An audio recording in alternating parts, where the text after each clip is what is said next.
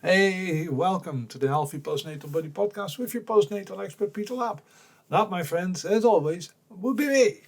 This is the podcast for the 26th of December. You know what that means. It's the 26th, so that means Christmas is gone. Christmas Eve has been done. Christmas Day has been done. It's Boxing Day today, but it's the end of Boxing Day by the time this comes out.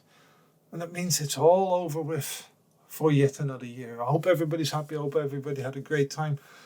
You know, I mentioned the date before the music starts, so you know I have a guest on. And of course, because I promised you last week that I would have this guest on, Dr. Glenn Livingston, who is a psychologist and was a long-time CEO of a consulting firm, which serviced several clients in the food industry.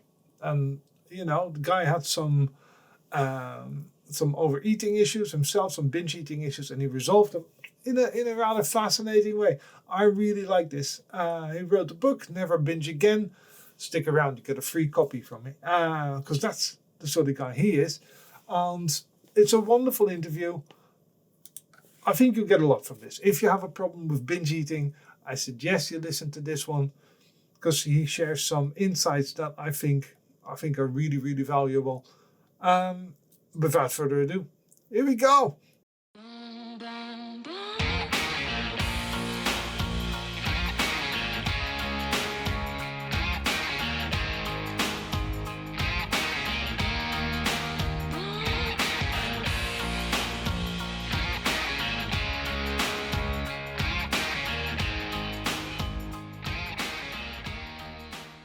So you've gone from having your own issues with food to being a clinical psychologist and then working for the food industry to now being on the other side of the fence. Could you tell us a bit about your journey? Yeah, well, I was as clinical psychologist while I was having my own issues with food, actually, Right. and I didn't solve it until I was 2 or 3 decades into that. So I guess when I was about 17, I figured out that if I worked out for a couple hours a day, I could eat whatever I wanted to. Mm-hmm. Whole pizza, box of muffins, box of donuts, half a box of chocolate bars, whatever I wanted to. And when I got a little older, and I'm 22, 23 years old, and I was married, my metabolism slowed down a little bit, and I'm commuting 2 hours a day in each direction to see patients and go to school. I just didn't have the time. I could barely work out a half hour a week. Sure. And I found that the food had a life of its own. It just kept calling to me. Mm-hmm. And I didn't get fat right away. But what did happen right away was that I would feel obsessed with the food. So I'd be sitting with a suicidal patient and thinking, when can I get the next pizza? You Right. know, and that really bothered me. I'm from a family of 17 psychologists and psychotherapists. And yeah, standing joke is that if something breaks in the house, everybody knows how to ask it how it feels, but nobody knows how to fix it. Um, but all kidding aside, it was really important to me to be a good doctor. It was the most Mm-hmm. important thing to me.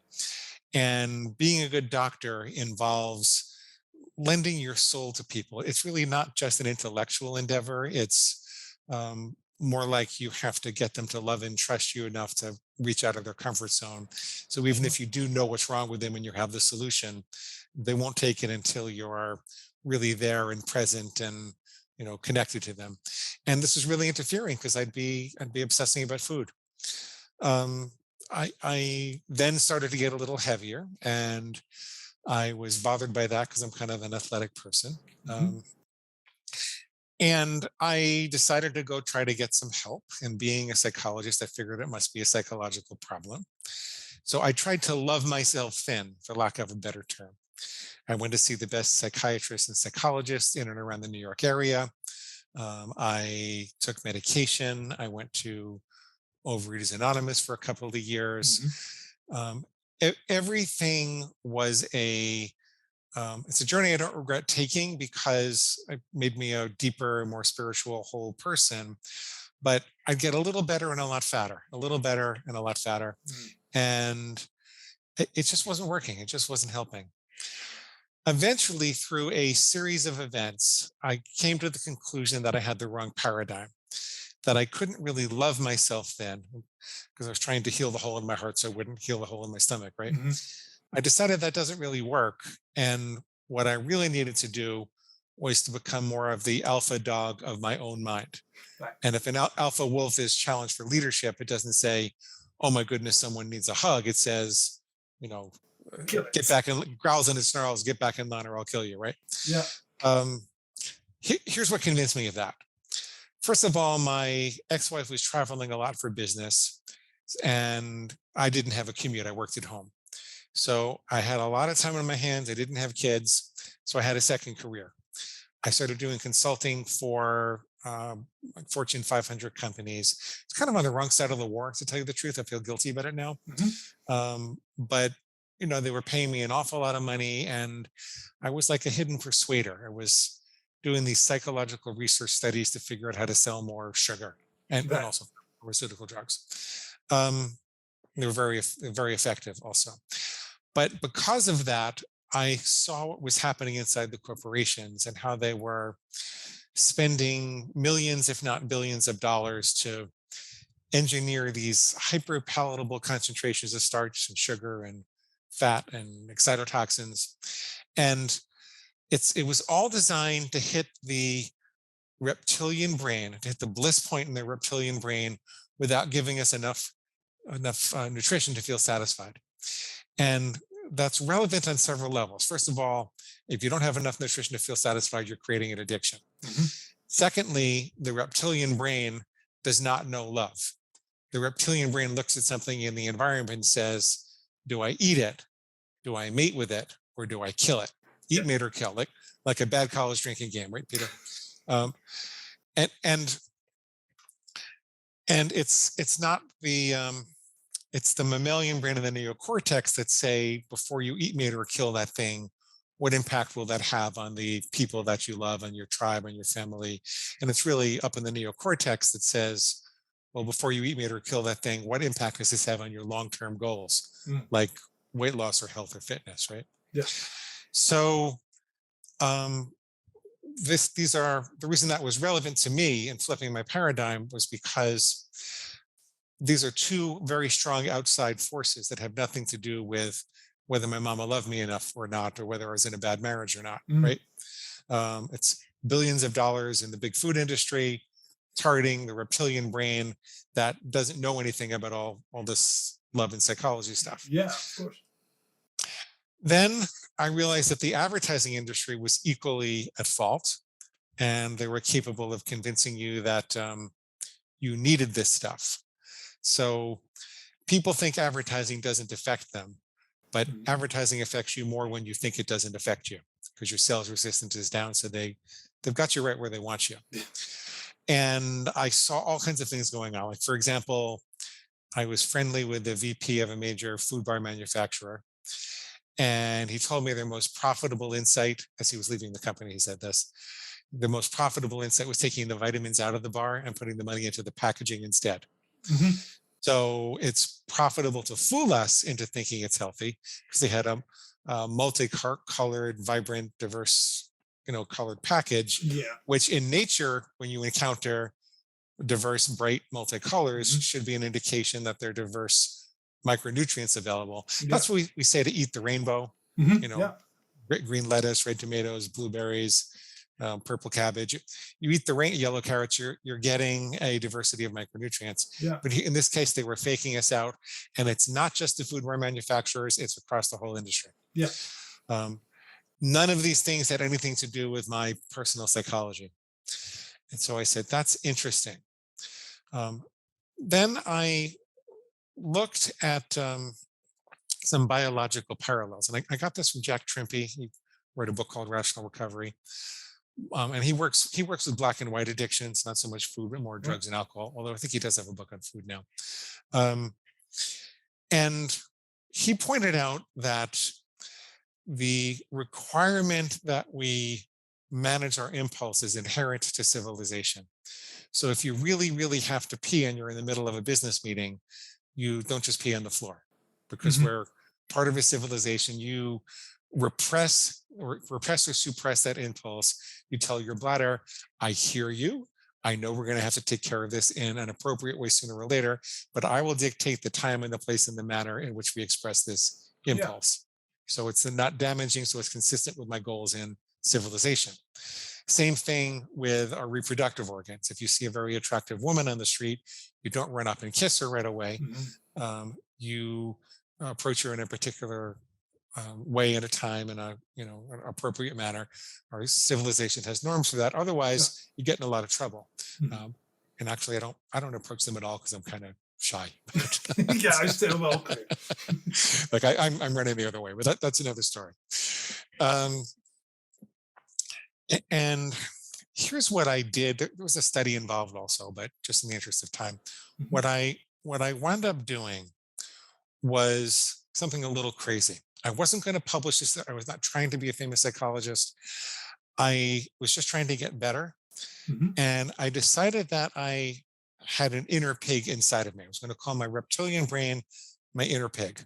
Now, I'm a sophisticated psychologist, and I'm all types of TV and radio shows and everything like that. But I decided for my own purposes that I was going to call my reptilian brain my inner pig. And then I was going to draw very clear lines between healthy and unhealthy behavior so that I would know when the inner pig was active. So I decided that, for example, I would never have chocolate on a weekday again. That was the first line that I drew. That way, if I heard a little voice inside of me after a really hard workout saying, Glenn, you just worked out so hard, you're not going to gain any weight. Go ahead and get that chocolate bar on the counter with your coffee. It'll be just as easy to start tomorrow. Yippee, let's start again tomorrow. Let's have it right now. I would say that's not me. That's my inner pig. Chocolate on a Wednesday is pig slop. I don't eat pig slop. I don't let farm animals tell me what to do. I know it's ridiculous, but I needed something that primitive to wake me up, apparently. And it would give me those extra microseconds at the moment of impulse to make the right choice if I wanted to. I didn't always make the right choice, so it wasn't a miracle. What was a miracle was that it wiped away all the confusion, all the thoughts about, like, maybe I haven't worked out my emotional conflicts, and maybe I have to work on my communication, and maybe I need more love, and which maybe all those things were true, but they didn't have anything to do with why I was overeating. It wiped all that out. I no longer felt powerless and confused. I felt like I was in control. Sometimes I decided that I wanted to make the wrong decision anyway. Yeah. So fast forward a couple of years of experimenting with this and experimenting with different kinds of rules, recognizing that it was silly for me to make rules that I wanted to break. Why don't I make rules that I won't break? So I started making kind of easier rules. But ultimately, I recognized that the activation of the binge mechanism, like that switch that flips in your brain that says dislodge your jaw and empty the delicatessen tray into it, it most likely is a misfiring of the emergency response system inside of us. We have two nervous systems. We have a sympathetic nervous system and a parasympathetic nervous system. Yeah. The sympathetic nervous system is designed to take action. It's the emergency response system, right? Feast or famine, fight or flight. Yeah. And what probably is happening in the binge situation is that we have not taken care of ourselves well enough. Maybe we've been on a diet for too long or too severe a diet, and we've signaled the brain that we're in an environment of scarcity. And if you think about it from an evolutionary basis, if we lived in an environment where calories and nutrition were scarce, as soon as you came upon calories, you'd have to hoard them. Yeah. Like get as many in as you could.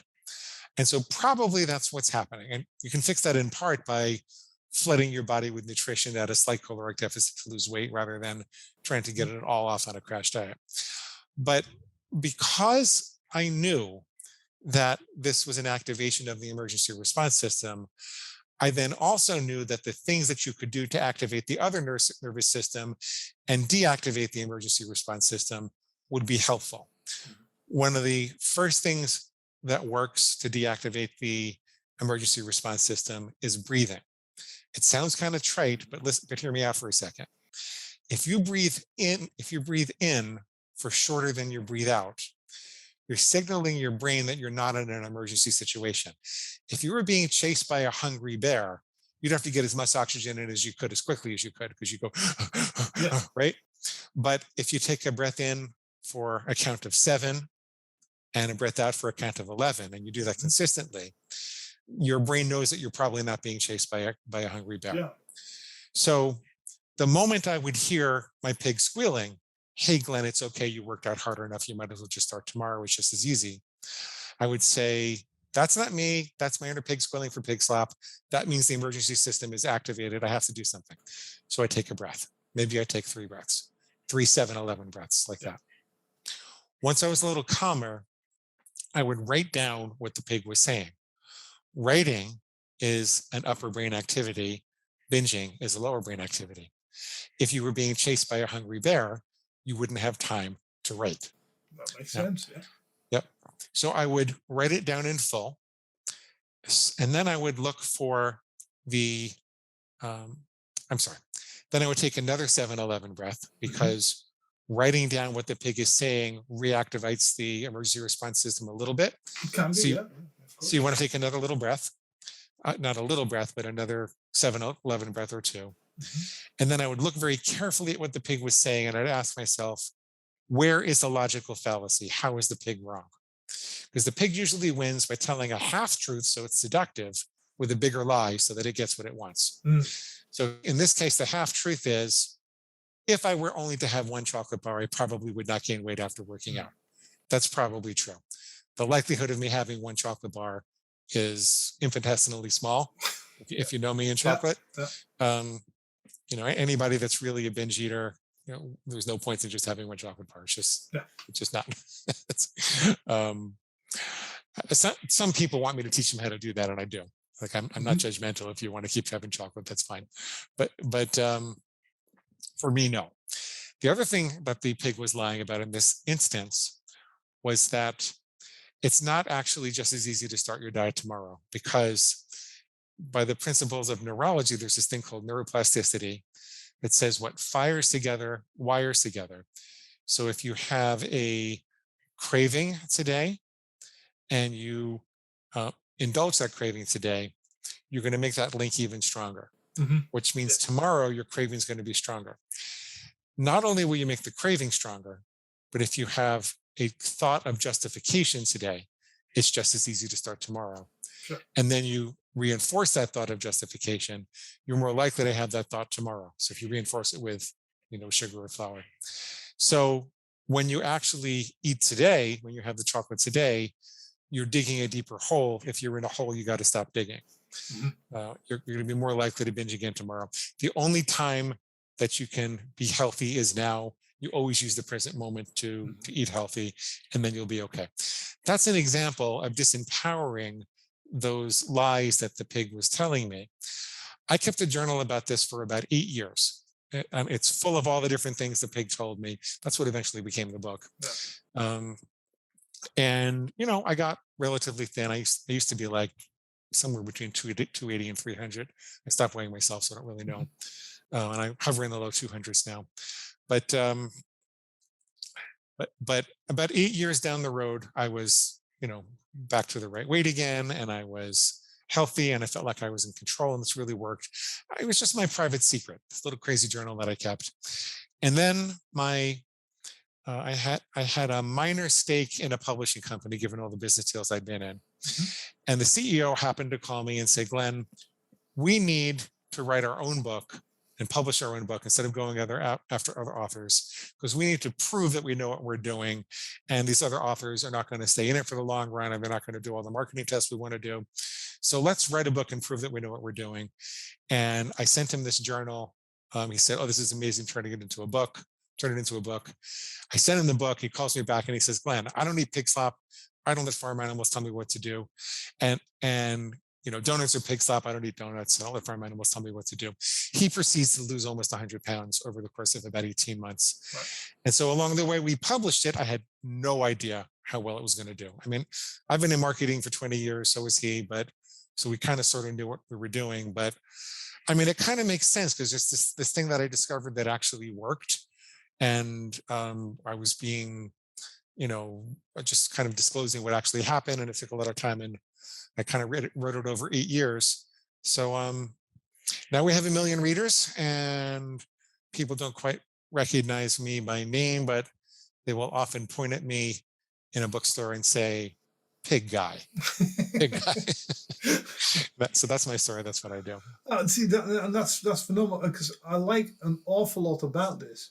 Because obviously, before you came on, I had a look at everything, and it's interesting how the world responds to, let's say, a different approach, and how, I mean, you'll have come across this a lot of some reviews, which is one of the reasons I thought, yeah, I need to have this guy on my podcast. Well, like, he calls it the pig, and that's offensive, and I immediately thought, yeah, but wait a minute. I bet you almost any money, and that's before I'd gone through the book and before I'd really looked up, that he calls you a pig. It's the fight or flight monkey. It's the inner. It has to be the Yeah. inner primate, because nobody out there is saying you have to shame yourself thin, because Right. much like loving yourself thin, shaming yourself thin also kind of doesn't work. But what I really loved about your thing is that, obviously, I've read through the book and all that, and you talk so much about taking personal responsibility for your diet. So pick what works for you and then own that, rather than going, I believe it's a straight up passage from the book, rather than going, I pick a diet, so keto, or I buy a diet book and I follow the rules of the diet book, because your approach is saying that gives you an out. That gives you a, if But I because fail, the diet fails. the pig will eventually say, that diet guru's book is no good. Yeah. We're going to have to just keep binging until we find another one. And it'll go from book to book to book to book. So I always say my program is diet agnostic. I mean, I have a particular philosophy that I follow, but most people know what it means to eat healthy for them. Maybe it's not the objectively 100% healthiest diet, but it's better to eat 75% of the right thing and stop binging than to keep binging while you're trying to follow someone else's diet that you're not going to follow. Binge eating is a really discrete entity. There are, people do so much damage. It takes, days to recover from every binge. They're losing half their life to sitting and sweating and feeling bloated on the couch. They're risking, diabetes and strokes and all kinds of horrible end of life scenarios. And I just want to get people to stop binging. So because that's the thing, isn't it? Binge eating is completely different from the normal, almost normal air quotes, because it's an audio only podcast, so I have to do the air quotes thing. Normal overeating that we in the West especially are very guilty of, just overconsumption of calories because calories are more abundant and more easily accessible. Binge eating is really a different, psychologically, it's a completely different beast, it's proven to be a discrete entity now. Yeah. In the DSM-5, there's a very specific set of criteria which isolates a group of people who are qualitatively and quantitatively different in the frequency with which they overeat by mass quantities, in the feelings of self-loathing and depression and anxiety that go along with it, in the types of foods they ingest and the physical after effects. It's a discrete clinical entity. That doesn't mean, by the way, that you can't make serious trouble with normal overeating. Oh, of course. I mean, 42% of the culture is obese, but 2.8% of the culture is a binge eater, and they seem to respond more specifically to a particular type of medication and cognitive behavioral therapy. So it is a discrete entity. This technique works for anybody who's eating beyond their own best judgment, but yeah, that feeling. The best way I could describe binge eating is, once in a while, this thing comes over you and it feels like someone's put a gun to your head and said, you've got to eat everything in sight. That's what it feels like. It's not like, well, I had an extra piece of cake at dinner, or, I had an extra meal at midnight. It's, I've got to open my mouth and eat everything in sight until I just can't take any more in. That's what binge eating is. Yeah. So it's different. I did a podcast interview during the week with somebody where we were discussing certain things, and we were discussing trigger foods. And not foods that are like, oh, this brings an emotional eating response, but just like I was saying to them, if I start my day by having bread for breakfast, which never happens, which is why I don't have bread for breakfast, I will finish the loaf that day. Yeah. So that will happen. This is why I do not buy the bread. Now, if I have a sandwich at lunchtime, I don't have that issue, right? So I know that if I have it for breakfast, and one of the reasons I liked your book, I'm not like a problem binge eater or anything like that. I weigh my 94 kg. I don't think about food too much, but there are certain foods that on a much more primal, if that is the word for it, if I'm not awake yet, so to speak, and the first thing in my mouth is a piece of bread, that it's not like that part of my brain has woken up and that just goes, Yeah. oh boy, you've got bread in the bread bin. Go on, you know, and then it becomes exactly like that half justification that, come on, you trained hard today. Carbs are good for you after doing a Yeah. long run. Yeah. Bread is carbs. This is what you don't want to throw it out. I think a lot of my generation's problems come from the waste not, want not sort of thing. Come on, you don't want to throw it out. The kids starving in Africa. So eat all the bread. And the reason I liked your book is it's not me talking. It's not me. I am in control of the choice that I make, but it's not me telling myself. It's this thing in your brainstem. Yeah. And your neocortex is trying to make sense of it by assigning words to it. But it's this thing in your brainstem. Yeah, and it's insane when you think about it, because I'm a fairly intelligent guy. I like to think so. I went to school, so to speak. Seem like a smart guy. Sorry, thank you very much. Yeah. And I've been doing this for a while. I've been in the industry for a while. I know all the things, all the games where you're talking about advertising and labeling and all that sort of stuff. I know this stuff. And yet, a lot of this stuff still works on me, even a little bit. And therefore, I think when you're talking about ownership, taking, say, personal responsibility for your diet. So, and not in a you are to blame if it goes wrong, but more of a me, the human, is in charge rather than me, the pig. Yeah, and it's antithetical to the disease mentality. There's a mentality in our culture that says that addiction is a disease. Yeah. That we're not. There's no human defense against these impulses, and that the only treatments are the 12-step programs, which there's not really evidence that works actually. So it's antithetical to that. It's in our culture, we're taught that to say the devil made me do it. Like I'm not really responsible. There's just this overwhelming, mysterious force inside of me, and it's not so mysterious. It's a bunch of fat cats in white suits with mustaches who are laughing all the way to the bank, Yeah. right?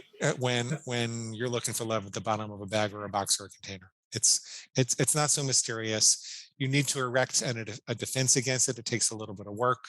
You construct some rules. You teach yourself some breathing techniques. You put the hard work of taking that 10 or 15 minutes when you're going through the first couple of weeks of cravings and feeling a little torture. You put the hard work in to stop the train in its tracks and redirect it and build yourself a set of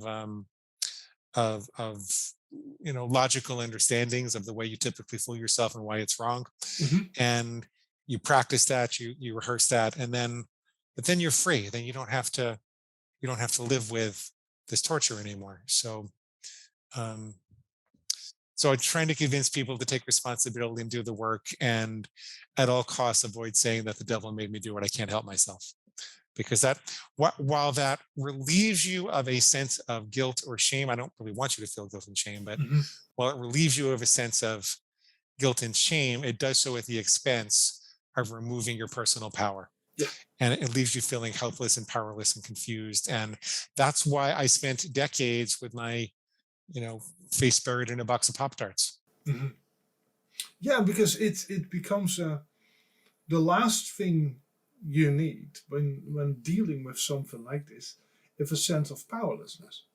As Right. in, I mean, the powers you're fighting are huge. It's like you said, you're fighting advertising companies, you're fighting the Doritos company, which has a 40,000 pound machine sitting in their production line to make sure that it crunches just right, so you can just hit your bliss point as you're crunching on the thing.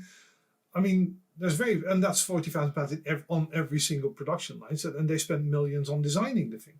So those are the things you're fighting. And if you then say, I am powerless over this, I think you're right in that you can say, okay, it's going to be difficult.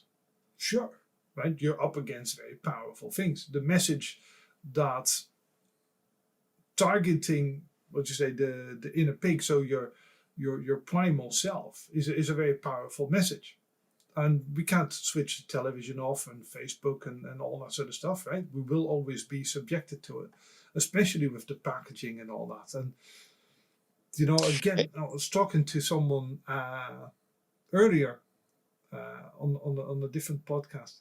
And what we were saying, that supermarket routing is an interesting thing in this as well. But when I was growing up 20, 30 years ago, you're probably the same. When you walked into a supermarket, the supermarket opened with the fresh fruit and vegetable section.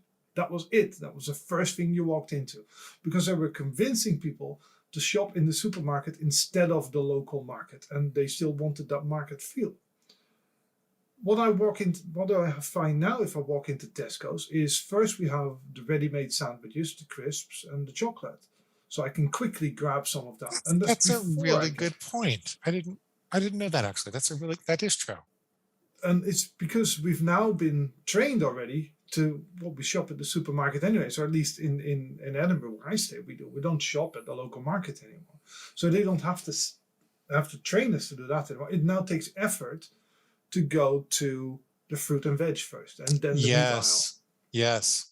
And it's more profitable for them to sell all the packaged goods. Oh yeah, and it looks so much tastier. Because don't get me wrong, I like an apple, but it doesn't look as nice as one of those peanut bars or something like that. Well, and the reason for that, most people say they don't like fruit and vegetables, so they feel like it's hopeless. But there's a very specific process which can be reversed that will make it not so hopeless. It's called downregulation. And if you present a supersized stimulus to the nervous system, like a chocolate bar every day, then your taste buds and your dopaminergic plus pleasure system is not going to respond with the same intensity that it's supposed to the natural sugars in an apple or even in lettuce or celery. And so you're not going to enjoy fruits or vegetables, and you're kind of dead in your taste. But it's the same way if you sleep underneath the subway. After a couple of weeks, you don't hear it anymore. Yeah. Now, the good news is, I just want to finish the bad news. Another piece of this bad news is that you can downregulate so much that it starts to feel impossible to experience pleasure from any food, and then it kind of extends to life as a whole. Right. And so people feel like the only pleasure in life comes from these bags and boxes and containers, that you have to have the chocolate bar just to feel normal. That's true addiction. Yeah. The good news is that if you stop eating the chocolate bar every day, or you seriously restrict it, that your taste buds will start to upregulate and your dopamine systems will start to upregulate, and faster than you might think. In the course of about 2 months, they probably double in sensitivity, and it feels like life comes alive again. For that period, you're going to feel like life is too boring. It's to be expected. It's supposed to feel too boring because you're removing all of the stimuli. Yeah. This is, we live in a society, not just with food, but with car crashes and naked women and scene changes on television. Fast. We're constantly stimulated. We're living in the screens. We're living in our phones. We're on Facebook all the time. We are way more stimulated than nature intended. And so when you're trying to break free of the addiction, you're going to go through a period of anhedonia, where you feel like you don't have any pleasure in your life. And then you're going to feel bored for a period of time. Yeah. Stay with that, let your system upregulate. And the other thing that will happen is that the natural energies in your psyche, instead of being sucked to the food, sucked to the food, sucked to the food, sucked to the food all the time, they'll start to shift towards things that are more meaningful to you, as long as you don't pick up another addiction. So on the other side of that boredom is a sense of purpose, is a sense of meaning, is the feeling of presence and mindfulness in life. But the only way out is through, unfortunately, because you have to let your system upregulate again. Yeah, and that's fascinating because that reminded me. One of my clients was very ill for a long time. One of those chronic illnesses that no one really diagnosed. So she started cutting things out of her life. One of the things being sugar, as in highly refined sugars, all of them. And that was obviously, as you can imagine, it's quite a tricky thing to do in today's world. And she then started, basically when she was baking or when she was cooking, she just started using natural sugar. So when she bakes a cake, there will be figs or dates or something like that in it. And it's interesting, the reason I bring it up is because I absolutely love her cakes. I can't have a store-bought sort of thing. They're too sweet for me because I don't tend to have much sugar in my life. And therefore, a store-bought thing is too much of a hit. It's almost just, it's an overload. Yeah. So yeah. I like her cakes. The fun thing is that her kids also love her cakes. Yet when she has other children visiting on sleepovers and all that sort of stuff, they tend to leave half the cake. They tend to have a couple of bites and they just say, the cake is not very tasty. Yeah. And I suppose we are really, like what you're talking about, we are really setting our kids up with that sort of stimulus overload. I'm guessing 10, 15 years from now, you're going to have a lot more people buying your books, but there'll be a lot younger readership. Well, not only that, I think we're going to have a phenomenon where children have never experienced what fruit and vegetables are supposed to taste like. Yeah. Right. And it's just, they will have never experienced it and they'll have no interest in experiencing it. And then probably we'll develop, medications and injections and pills and potions to as long as we can keep selling the sugar stuff. Yes. Yeah. We sell the problem and sell the cure, right? Yes, exactly. Yeah. But it's an interesting one that when you mention loving yourself and all that sort of stuff, because your approach being so, it's not really radically different because it reads it, but you're not abandoning self-care and you're not abandoning self-love. If anything, you preach more of it by taking responsibility. Yes, because every food choice, you have the opportunity for self-harm or self-love. Yeah. And when you take control, you're actually loving yourself more. Also, children, when they gain control over their bodily functions, their self-esteem increases, it doesn't decrease. So when they become potty trained, they mommy and dad say, oh, what a big boy, what a big girl you are. And now all of a sudden their radius of locomotion goes up because they can go farther from home. Now they can go to school. They couldn't really go to school before they were potty trained. And so we get more responsibilities and more freedom because of the discipline. Freedom rests on discipline, self-esteem rests on discipline. The idea that I was calling myself a pig or that I want people to call themselves a pig, it reflects a cursory reading, just a really quick reading of the book. What I'm really doing is teaching a form of frustration tolerance and impulse control in an allegorical form, right? Where you're personifying the evil part and the good part, and you're able to very carefully and completely separate the constructive from destructive thoughts. And when you do that, you can pull away from the destructive thoughts and identify yourself more with the constructive thoughts. Also, at the moment of impulse, it's a very powerful drive that's taking over. It's the emergency response system.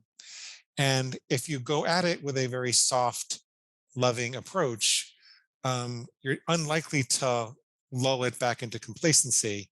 You need something aggressive to wake yourself up so you don't pay attention to this, right? Yeah. So that's why we do that. You don't have to call it a pig. This works just as it's what I called it because I don't know, I'm a nut. Because it reflected my intense frustration with myself.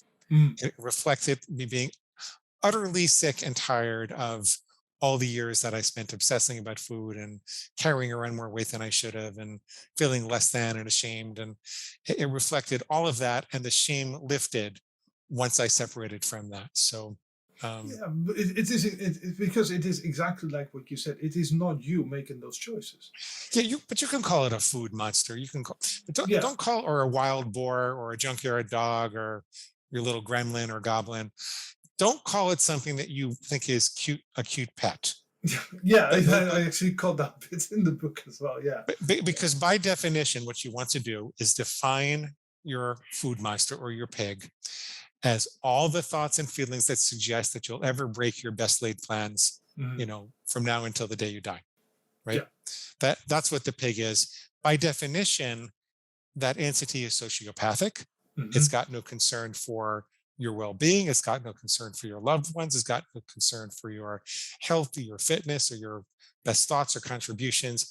All it wants is to get pig slop. All it wants is to have you break the lines and feel bad about yourself. So why do you want to treat it well? Why do you want to nurture this thing? it's a very abusive relationship, isn't it? Yes. When you look at it, Yeah. Yeah. and it is like you said. It's if you I find that if I were to give in to that sort of thing once, it's like you said, I'll start the diet tomorrow, but I'm not in control of tomorrow. This thing is your mortal enemy. This thing will kill you over time. Mm. And people will make jokes about it. And we live in a society that tacitly agrees to slow suicide with food, while everybody laughs about it. But Yeah. this thing is killing you, will kill you. This is life and death stuff. And so I'm trying to wake people up and say, pull yourself apart from these thoughts, get control, get yourself eating healthy. Yeah, because Yeah. this is serious business. Because I said this, the food industry is the only industry that I know, really the only industry that I know, that is actively telling you you do not have time to decide what you eat.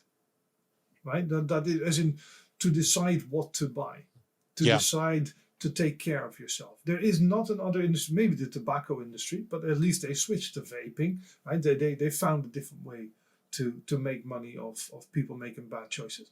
But there isn't really, let's say, a non there isn't an industry that isn't judged that is actually lauded in the same way that other industries are, as saying, "Oh, this is wonderful. They're doing wonderful work. We're throwing money at the problem," but it's actively trying to make their customers make bad decisions on a daily basis. I always say, Right. the decision what you put in your mouth, what you eat, is probably the most important decision you make for your health every single day. Yeah. And yet you have the industry that is selling you that stuff, is telling you don't think about it too much. Right. Just buy what you want, Right. and don't think about it too much. And then Well, it's not even just don't think about it. It's fooling you into thinking that you're supposed to have their stuff impulsively. yeah, so yeah. Yeah.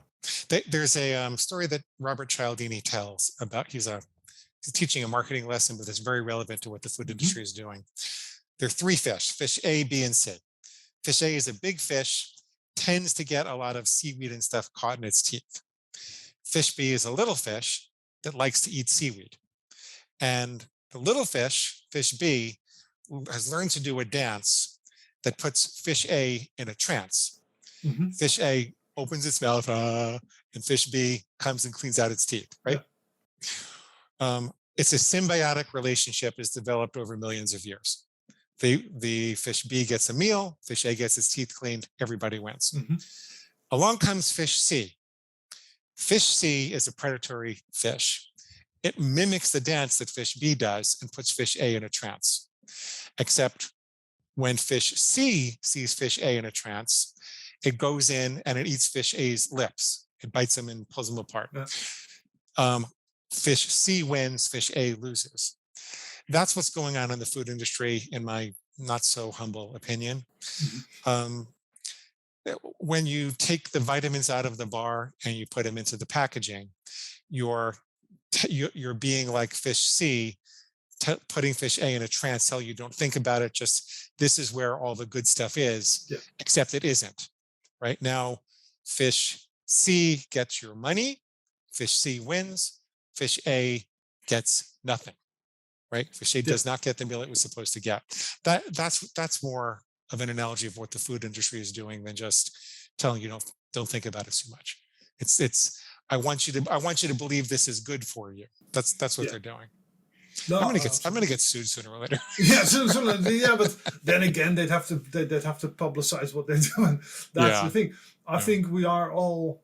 And I hammer the point about labels home a lot. As in, read the labels, don't read the slogans, and even read the labels, know what you're looking for. As in, know what certain phrases on the back of a pizza box actually mean. Yeah. Just because something says it's artisan made or homemade, or there's a brand in the UK. I won't name them because then I will be in trouble. But there's two very healthy looking boys at the front of the packaging that say, "Oh, we started making this in our local shop," and all that sort of stuff. Yeah, but then you sold out to a big multinational. You have nothing to do with Yeah. the business anymore. Right. But they're still selling it as those two guys. Yeah, we're still making this in the back of the shop with all natural ingredients. Yeah. You read the back of their vegan pizza box, and there's 70. I counted them, 70 ingredients on there, and that's a pizza margarita. Yeah. And now you live in the New York area, am I right? I grew up in the New York area. I live in Florida. Right. So then you're somewhat familiar with good pizza. And somewhat familiar. If you're from New York, just a little familiar with good pizza. Only a few thousand boxes or so. Exactly. Yeah. So you know how many ingredients go in a pizza, and it's not 70. It just isn't. There aren't 70 ingredients in a good, well-made, nice, tasty pizza. Right. And definitely not in a healthy version of one. But they're still selling it that way. And what I call that is the predation on the consumer's desire for plausible deniability. Because what the consumer really wants, they don't really want healthy food. I mean, some of them do, but most of them, they want an excuse. They want to plausibly be able to deny that they're eating something bad for them. Yeah. And so they'll say to themselves, well, at least it's vegan. Yeah. Right. Well, I had a pizza, but it was a vegan pizza. It doesn't matter that it came with 70 carcinogens at the same time, but at least it was a vegan pizza. Or I had these potato chips made with avocado oil. It doesn't matter that when you heat the oil, it becomes carcinogenic, or the acrylamides, or the glycemic index, or anything like that. It's made with avocado oil. So that's why I say that the people in these companies are not necessarily evil, because this is what the market really wants. The solution really is a thoughtful, introspective, well-considered look at what actually is healthy, and then figuring out how you're being convinced to eat otherwise and talking yourself out of it. Exactly. And like you said, write your stuff down. I think that is, if you have any of this sort of stuff, when you start any of this sort of journey, any sort of dieting journey, I always tell people this: be mindful of what you're doing. And that's very much what I got from your book is just to just be aware at every single stage that you're doing so. So slow yourself down when the urge hits you. Start your breathing. Write stuff down. What causes this? What am I doing? What is it telling me? And all that. So it sounds you had like an 8-year journey of just extreme, almost awareness of your. Yeah, but it doesn't take 8 years to get better anymore. I really put together. Because you've done the work. Yeah. Right. And that's the nice thing about the book. Right. So on that happy note, because I know you're a ridiculously busy man on a ridiculously busy schedule, was there anything else you wanted to touch on, other than telling our listeners where they can find the book? I'm good. Yeah. Awesome. It's not as complicated as it sounds. Hey, I'd like to give you all a free copy of the book in Kindle, Nook, or PDF format. Awesome. You just go to neverbingeagain.com and click the big red button. When you do that and sign up for the Reader Bonus List, you'll get that free copy. You will also get a set of food plan starter templates, The program is diet agnostic, so we set up a set of sample rules you can modify for yourself, no matter what your dietary philosophy is, whether you're ketogenic or macrobiotic or high carb or low carb or Mhm. point counting or calorie counting or whole foods plant based or whatever you are. Um, you'll get a set of templates, you modify it for yourself. And then I also recorded a whole bunch of full length sessions because I know this sounds weird. Like, why does Peter have this doctor around with a weird pig inside of him? It doesn't make sense. It sounds abstract. It sounds harsh. But if you listen to the full length coaching sessions, you'll see that it's a very empathic, loving, self-esteem enhancing process that takes people from feeling in utter despair, hopeless, powerless about ever overcoming their food problems to feeling confident, enthusiastic, and hopeful in just one session. Neverbingeagain.com. Click the big red button. Awesome. Thanks very much for that, Glenn. Thanks, Peter. And that, my friends, is where we ended our little chat. Thanks very much to Glenn for giving up his time, giving up a free copy of the book. I will link to all this stuff. Like I said, I think I've gone through the book. I've read it. I think there's a lot of good stuff in there. I know some people might have a different approach to diet and all that sort of stuff. This is really not targeted at someone who's just looking to lose a few pounds and just say who overeats a little bit every day. This is how to stop binge eating. And that is really, it's a good read for people that are that sit down and that can't stop eating. That can't stop, like he said, that can't stop thinking about food. That can't get out of the habit. It's an interesting approach. I like it. Like I said, I highly, highly recommend you read this if you are falling in that category of eater, of overeater, or even just if you're like a normal person, not like me. Like I said in the interview, if I start my day on bread, I'll basically be eating bread all day. It's like my body calls out for that, and that is not something I particularly enjoy. And I think this book holds some truth, so I'm gonna go over it again, have a little read through. Like I said, he gives away the book for free to everybody listening, so that's much appreciated. Right, what else do we have? Is there any in the news this week? Well, I think there is. Indeed there is. As you can tell, that bit was pre-recorded. I did a bit already, and now it's Friday afternoon as I'm recording this bit. 2 days. 2 days. I'm getting 2 days off. So I'm just recording this bit, smashing this out the park, and that means I have Christmas Day and Boxing Day off. 2 days in a row, which for me is unheard of. Everybody who knows me knows that's unheard of. I won't even look at a computer. It'll just be me, my wife, the dogs, the cat, Christmas food. It'll be amazing. And we'll just slow right down and get some stuff done. Right, on the BBC website, they had a little story asking, is some saturated fat better for our health than we think? Now, of course, this is one of those headlines that is not really that accurate. But, it's the BBC, so we kind of have to make do with any sort of news website. It links to a study that was done in Sweden, where researchers tracked about 4,000, I believe, Swedish 60-year-olds for more than 16 years, and found people with the highest intakes of dairy had a lower risk of cardiovascular disease than those with low intakes. And it didn't find a link between high intakes of dairy and an increase of risk of death. Now, the Swedes consume a tremendous amount of dairy, and to be fair, they didn't look at the kind of dairy that people took here. But this is one of those sort of things that a lot of people, as my chair creaks, a lot of people already knew. We already knew that that milk isn't that bad for you, that certain cheeses and all that sort of stuff are not actually that bad for you. And Dutch people will, of course, be delighted to hear this because, we're born drinking milk and we continue our entire life drinking copious quantities of milk. I basically have full fat, the Graham's Dairy gold top bottle I drink some of that every single day.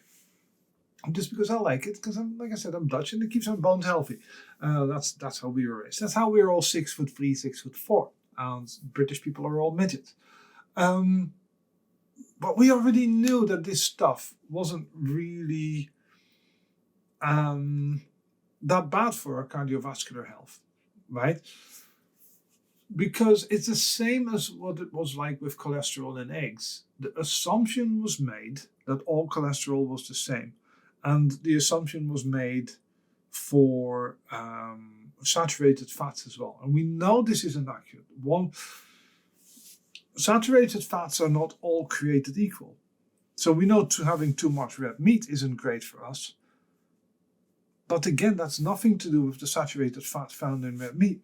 Highly processed saturated fat, yeah, that is horrifically bad for you. That is horribly bad for you. But something that is relatively not too highly processed and easily digested is likely to be fine. That's all I'm saying.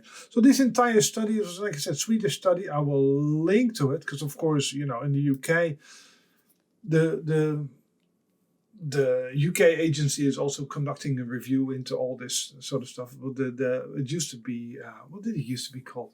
The Public Center for Public Health or something, Public Health England, that's the one. The replacement for that, whatever they call it now, it's the same thing, but they just call it something different, is looking into this as well. But this is the sort of thing that takes 20 years to change, right? This is where health advice, generally, especially diet advice, why dietitians are much more on the forefront of research than, say, the NHS is, and then, say, your GP is, right? A good dietitian, and that's not necessarily a given, that if you have a dietitian, that is a good one. But a good dietitian kind of does what I do for postnatal health, and that's constantly reads studies. And they'll know this stuff. So this is why I like working with experts, because they are much more up to date than generic information is. And even generic information, if you look at things like the NHS, they will take an age, even if this turns out to be 100% accurate, this will take 10, 15 years to filter through to the NHS on all levels. And even then you have to deal with a lot of the myths surrounding this sort of stuff. Anyways, it's great news if you like cheese. As I always tell my wife, because I always try to be on the ball with this sort of stuff. When you have cheese, try not to go for the stuff that is ridiculously high in salt and buy good quality.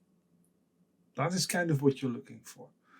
Any sort of dairy, just buy the good stuff. Who wants to drink red top milk? You have to be out of your mind. I think it was Tom Carriage that said if you're cooking, and I'm sure it was Tom Carriage, the 2 Michelin star chef, and he knows what he's talking about when it comes to flavor and all that sort of stuff. Go full fat, go for the double cream rather than the single cream, but use less of it. Go high quality food, just take less of it. If you buy meat, if you're a meat eater, buy good quality meat and just have a bit less. Just accept that you're going to have a bit less. Don't buy the cheap, shitty chicken. Buy a nice, or at least medium, good quality chicken. Pay a bit more for your meat, but get the good quality stuff. You'll taste the difference. And it's one of those less is more sort of deals, right? You already likely get enough calories in, you get enough protein in anyways. So you can maybe eat a bit less meat, but make it good quality. The same with cheese. The same with almost anything. So I just thought I'd highlight that one. I'm not going to go over the study. There's nothing to suggest that there's any issues with it. There were some issues. Like I said, they didn't look at the types of dairy people were consuming. But it's an interesting find, which, again, a lot of us already expected them to find, to be honest.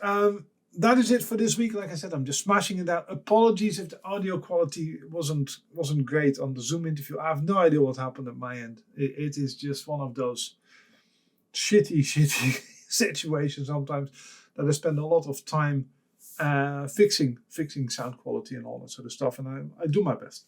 But it's just little of me. Anyways, Peter at healthypostnatalbody.com. Have a tremendous Christmas, or I hope you had a tremendous Christmas. Have a great new year. Obviously, the next one will be 2nd of January. And, hope you enjoy yourself. If you struggled with food, download a copy of Dr. Glenn's book. It's free for all you good people. All right, new bit of music. Take care of yourself. Bye now.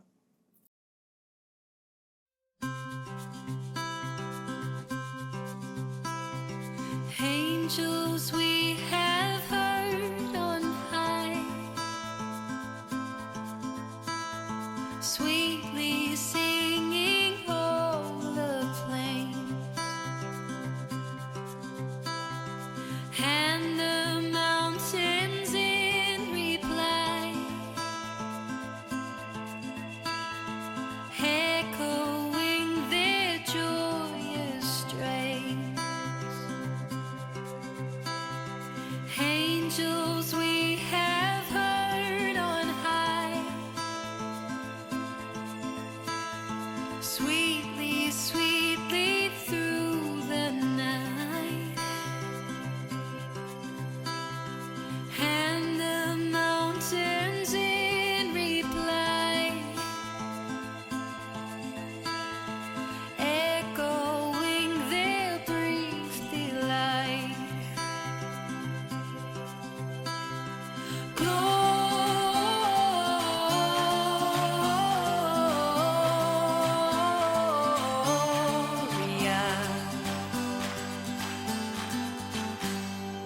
in excelsis Deo.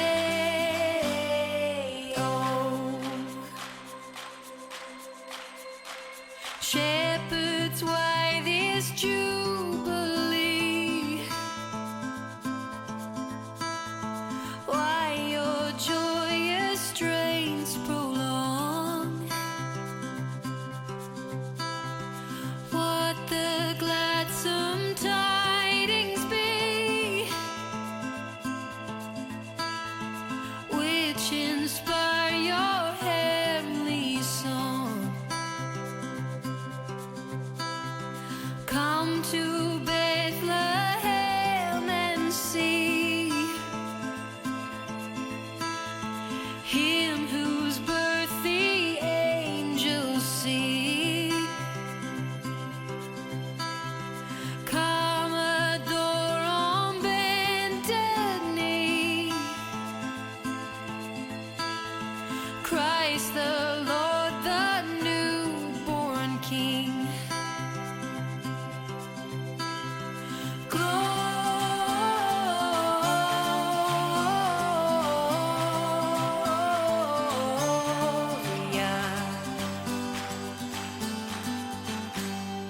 in excelsis Deo. Gloria